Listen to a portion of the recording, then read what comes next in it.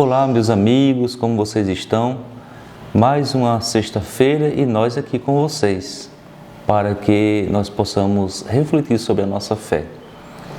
Vocês já perceberam que quando nós dizemos creio em Jesus Cristo, nós também dizemos Deus verdadeiro de Deus verdadeiro, gerado, não criado, consubstancial ao Pai?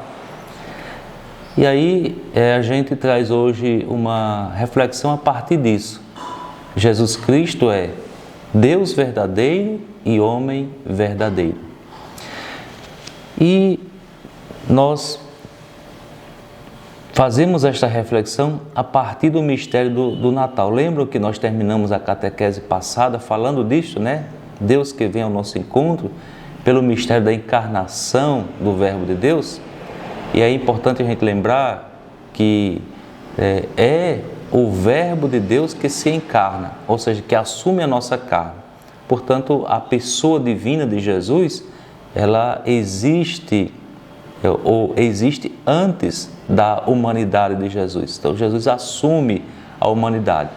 E assumir a humanidade tem um propósito, que é fazer com que esta humanidade seja redimida. Porque aquilo que não é assumido, não é redimido, já dizia um axioma, né, antigo. O que não é assumido, não é redimido. Então, Jesus assume a nossa concretude humana para nos redimir.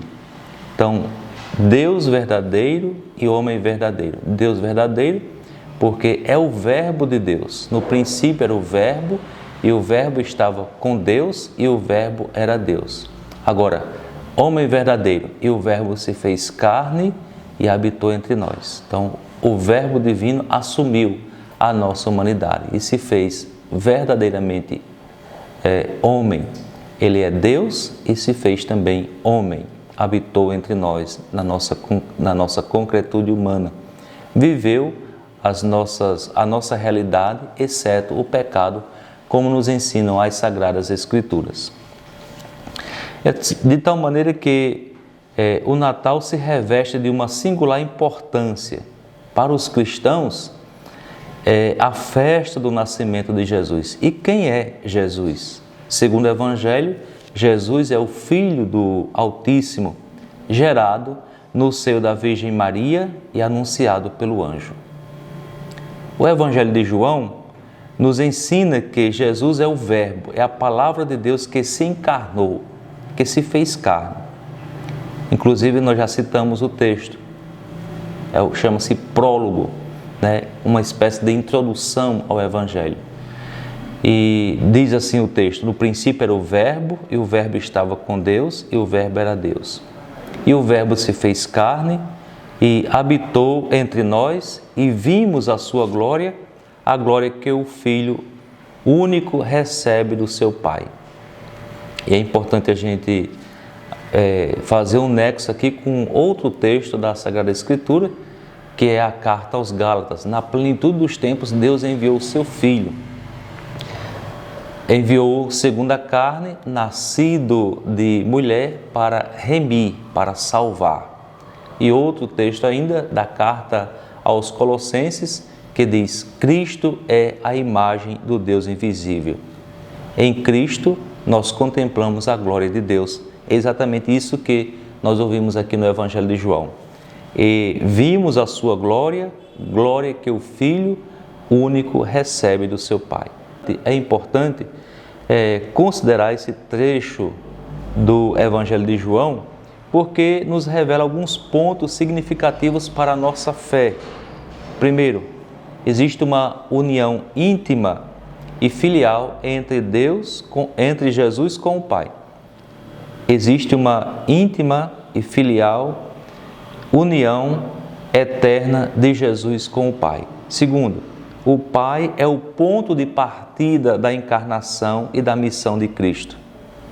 Terceiro, Jesus vem do céu, vem da parte do Deus Altíssimo. Quarto, para dar vida ao mundo, é a sua missão, para dar vida ao mundo. E torna-se Deus visível entre os homens. Na linguagem do apóstolo Paulo, portanto, Jesus é a imagem do Deus invisível. Colossenses capítulo 1, versículo 15.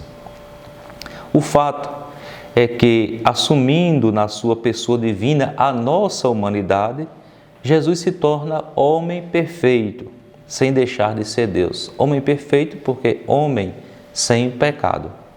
Ele não seria redentor se ele tivesse pecado. E São Paulo diz, aquele que não tinha pecado se fez pecado por nós. Não se fez pecador, ou seja, ele assumiu o nosso pecado para nos redimir. Portanto, Jesus é verdadeiro Deus pela sua origem divina, pela sua íntima união com Deus Pai, e verdadeiro homem por assumir plenamente a natureza humana. É por isso que podemos cantar: Jesus, rosto divino do homem, rosto humano de Deus. Você não já ouviu essa música cantada algumas vezes aí na sua paróquia, na sua comunidade? Jesus, rosto divino do homem, rosto humano de Deus. O Concílio Vaticano II nos diz, através da Constituição Pastoral Gaudium et Spes, o seguinte: com efeito, por sua encarnação, o Filho de Deus uniu-se de algum modo a todo homem, trabalhou com mãos humanas, pensou com inteligência humana, agiu com vontade humana, amou com o coração humano. Nascido da Virgem Maria, tornou-se verdadeiramente um de nós, semelhante em tudo a nós, exceto no pecado. No mistério do Natal, quando nós celebramos, nós contemplamos, portanto, Jesus, Deus encarnado, Deus que se fez homem. Ele torna-se homem concreto e constrói a sua tenda entre os homens. Com a sua encarnação, Jesus